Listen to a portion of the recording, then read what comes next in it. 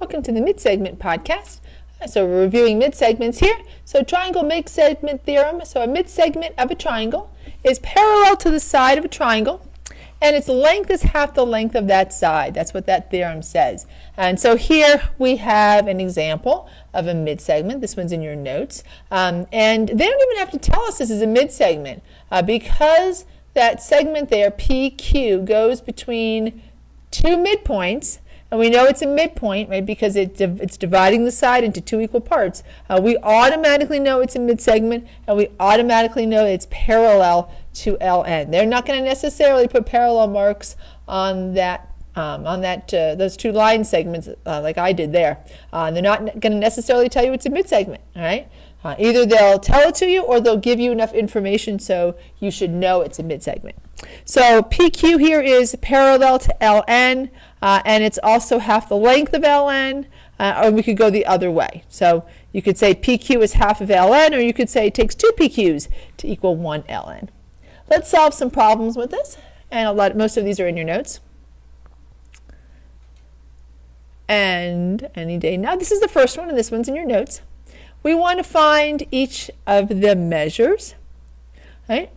Actually, I think this one's in your notes. I don't have your notes in front of her as your notes. This one is not in your notes, so just follow along. But the next one's in your notes. Too bad, because this one's got a lot of good information. But the next one's in your notes. All right, so here we wanted to find Vx. All right, so Vx, look for the one that it's parallel to. It's going to be parallel to the side that it doesn't intersect. All right, so Vx is the midsegment. It's going to be half the length of the side it's parallel to, GH. Vx, therefore, is 1/2 of 46 because GH is 46, making making Vx equal to 23. All right, let's look at the next one, Hj. All right, so Hj is over here. It's a side. It's going to be parallel to this side here. That's going to be its midsegment. All right, so Hj is twice the length of the midsegment, which is Wv. All right, so that means Hj is 2 times 27, or 54. Before we deal with number 10, let's deal with number 11. Let's do the last side there, Xj. All right, so Xj is over here. You can either realize that X is midpoint, and therefore Xj is going to be half of Hj. That'd be one way. Or you could realize that it's going to be equal to Wv there. Right? If that's half the side, half the length, right? Wv here is going to be equal to Xh, and it's going to be equal to Jx. So either one of those would work out. If you say it's half of Hj, that means Xj is going to be half of 54, which means Xj is 27. If you say Xj is equal to Wv, okay, because the midsegment is equal to half, and Xj is equal to half as well, then you'd still say that Xj is equal to 54. It should be 27. But either way, it's going to be 27. Okay. Let's deal now with the last question there, which is the angle measure. And so Wx, where is it? Wxj is the one we're looking for. So why do I keep reading that W? Vxj. I'm like, where is our W? Vxj. Right here. That's the one we're looking for. Notice we know this angle here. Right? They're both along this line. Okay? That is a transversal that is intersecting these other two lines, which we know are parallel. Right? This midsegment here is parallel to that side. So notice we have two angles. They are on the same side of the transversal, and they're both below a parallel line. right? So that does mean that angle BXJ, getting tongue-tied, is equal to 92 degrees. And that's because angle, I'm going to write it over here, angle VXJ is going to be congruent to angle GHJ, the 92 degree angle, because they are corresponding angles formed by parallel lines. Very common angle that we're going to see formed by our midsegments. And we're going to see this again when we look at similar triangles. Okay? So this page is done. Let's go to the next page. And this one is in your notes. And I think this might be the last page. It is, but there's a lot on this page. All right, so let's mark this. Oh, and by the way, this is supposed to have said 70 degrees, not 70. All right, it's in your notes. It's missing the little degree symbol. So JK is 5x plus 20. Let's mark that, okay? This line right here so that we can see what we're dealing with. And NO is 20. All right, so let's see. There's a relationship between those two. All right, we know that N is the midpoint of LJ. That's the midpoint right there. And O is the midpoint of LK. That makes NO the mid-segment of triangle JKL. And so it's going to be half the length of a side it's parallel to. All right, so now there are two ways that we could write this equation. We can either say that NO is half of JK, or we can go the other way around and say that 2NO is equal to 1JK. Let's substitute in and see which one is easier to solve. All right, so NO is 20, and JK is 5x plus 2. And then over here we have 2 times 20 equals 5x plus 2. Right. Now, we're going to get the same answer either way, but one of them does look a little easier. Right? The one where we're not distributing the 1/2. Because either we have to then solve with 5/2 x, or we have to multiply each of the terms, each of the sides by 20, and we would end up with the very same thing as we have when we have 2NO equals JK. All right? So if one equation is going to be easier to solve than another, you may as well solve that one. So we're going to solve the one on the right. Right, so we have 40 equals 5x plus 5x plus 2. We'll subtract 2 from both sides. Don't think can I move that down? Oh, I can move that down. You probably wish you could move it down. So you have a little bit more space, but I think maybe I gave you enough space. So we'll subtract 2 from both sides. And, how about we subtract 20 from both sides? Because that's not 5x plus 2. That's 5x plus 20. We just forgot the 0. There we go. All right, so either we can do 20 equals 1/2 5x plus 20, or we can do 2 times 20 equals 5x plus 20, and that's the side we're doing. We've subtracted 20 from both, we've multiplied, we subtracted 20 from both sides. So now that we have the equation correct, it is 20 equals 5x, and that means 4 equals x. We're just asked to find the value of x. If we wanted to find the length, right? Well, we know the length of JK. It's 40, right? 2 times 20. We set that equal, right? JK equal to 40. So really no point in finding the length of JK because we already know it. But the value of x is 4. All right, so let's solve a similar problem that I have just below. And we're given n, and I'm going to erase this part so that I can put up the next part. All right, so nm is 2y plus 5. So that is right here. That would be 2y plus 5. And lk is going to be 8y minus 13. All right, so again, n and m are midpoints. And specifically, N is the midpoint of LJ.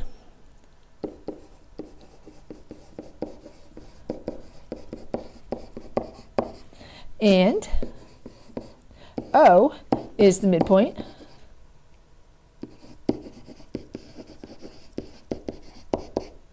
actually I'm going to do that of LK. And so therefore, this little symbol means therefore, NM. Oh, why did I put O? I'm sorry. We're not dealing with O.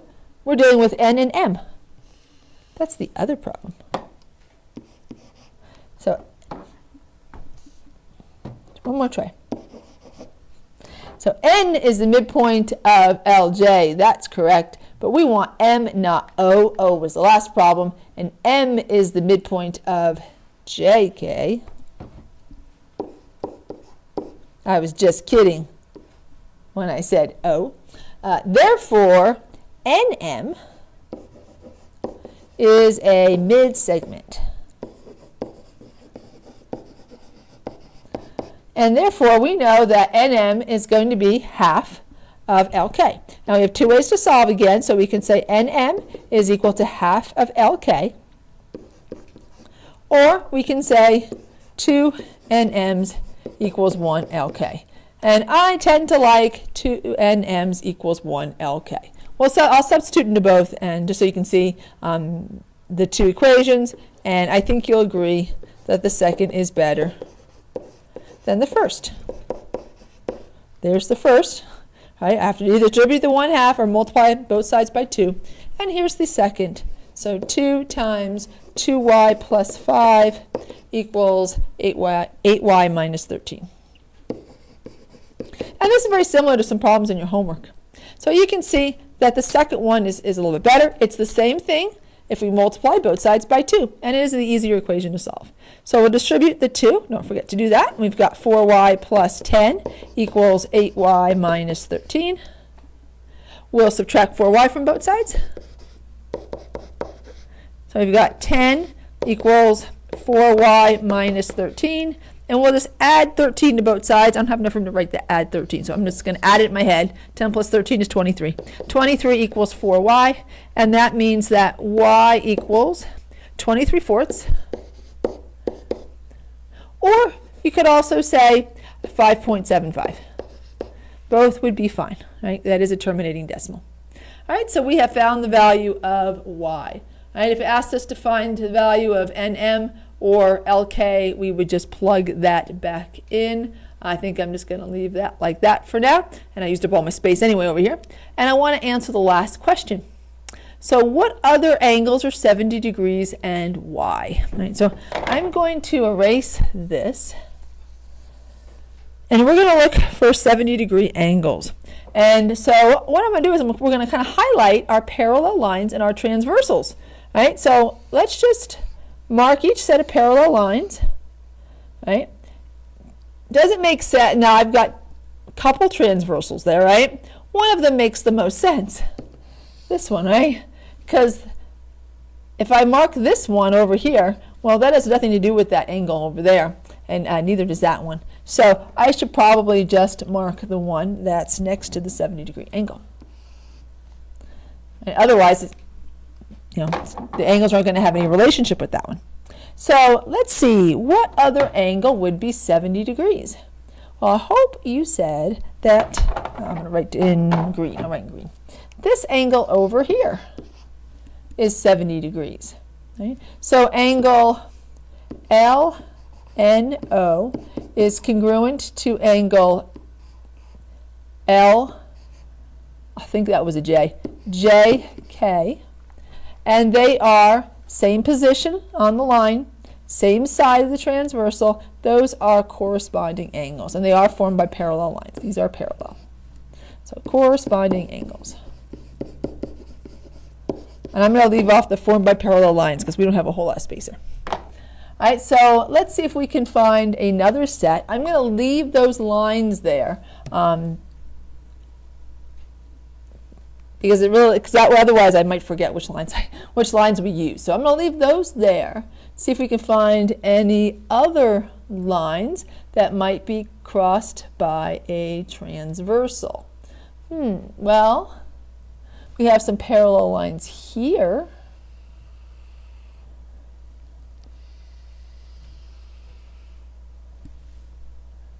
Right? Those are parallel lines. And actually, let's actually use the other 7. We've already marked this angle as being 70 degrees. We also have one more set of parallel lines, actually. Let's mark all the parallel lines, and I'm going to have to go over that one. And we have this one here. Right, the other green line was a transversal. So we have the 3 sets of parallel lines, right? And any line that intersects them is a transversal. We won't mark those. So let's see if we can find anybody else who must be 70 degrees, and we'll see if we can figure out why. All right, so if we look over here, and we're looking right here at this angle, let's see which angle should we pick on. I guess we'll use this one. Whoop. That angle there, well, what other angle would have to be the exact same measurement as that one? I believe there might be some alternate interior angles if I look at the lines in the correct form. So actually, let's use another one first. Let's not use that 70, because I think there's a better one to see another set of angles at 70. Since we already said that guy here is 70, right? That guy there is 70. Is there an angle that corresponds with that one? Well, if we travel along the green, do I want the green lines? The red lines, and the red lines, and the green is the transversal this time. Right? Notice that this one over here would also be 70 degrees, and those would be corresponding. So there's a whole bunch of 70-degree angles in here, and actually, since there's some 4 congruent triangles in there, there should be 4 angles that are 70 degrees. So that was angle LJK is congruent to angle OMK, and those are also corresponding angles. Different parallel lines, but still corresponding angles. And, well, there's another one, but he's outside the triangle at that point. And one more 70, right? There should be one more 70. I want to write in a color that, black, I haven't used black yet on this page, so you can see it. The last one is right over here. There's my last 70-degree angle. And if you notice, and why I had to stop using the angle we're given is because it has a much better clear relationship with this angle I just marked, right? These 2 angles right there, well, those are alternate interior angles. So there's our last pair of 70-degree angles, and that was angle OMK is congruent to angle, if that one is OMK, that one should be NOM. It's fine. NOM. I'm not worried about matching up corresponding parts. I just have the right angle, the right vertex. And those are alternate interior angles. Right? So you can see that there is actually 4 70-degree angles. And maybe if I don't know if it's helpful to pull those away or just leave them up there. Maybe I'll just leave them up there. Actually, maybe we'll pull them away and see if we mark them, if we can now see all the 70-degree angles again. So that one was 70. This one was 70. This one was 70. And that one was 70. There were the 4 70-degree angles. It's hard to see the angle relationships, though, in terms of the parallel lines. Excuse me. Unless you extend the lines. Well, now, if you have any questions, that's the end of this podcast. Just ask me in class, and thank you for watching my podcast, and I hope you got a lot out of it. All right, bye for now.